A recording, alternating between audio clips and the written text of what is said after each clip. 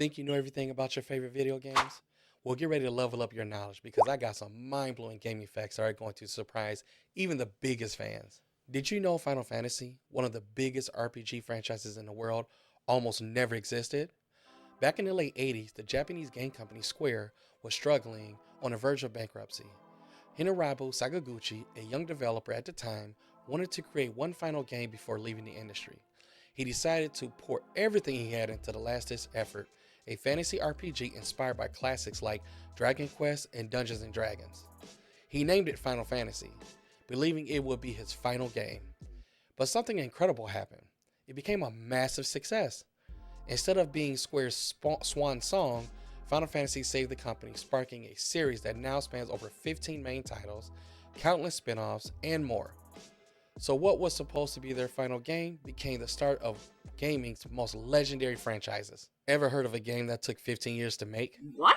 That's right. Duke Nukem Forever holds a record for one of the longest development times in gaming history. Announced in 1997, fans were excited to get a sequel to the iconic Duke Nukem 3D. But what followed was a roller coaster of delays, engine changes, and development restarts that kept pushing the release date further and further back. By the time Duke Nukem Forever finally dropped in 2011, it had been through multiple game engines, shifts in gaming technology, and even developer changes. Gamers were hyped, but the game struggled to live up to over a decade of expectations. Still, Duke Nukem Forever made history, not just for its gameplay, but for how long it took to actually arrive. So next time you think a game is taking forever to release, just remember, Duke Nukem took over 15 years. But Keen, an action platformer for Nintendo Game Boy Advance, took 22 years.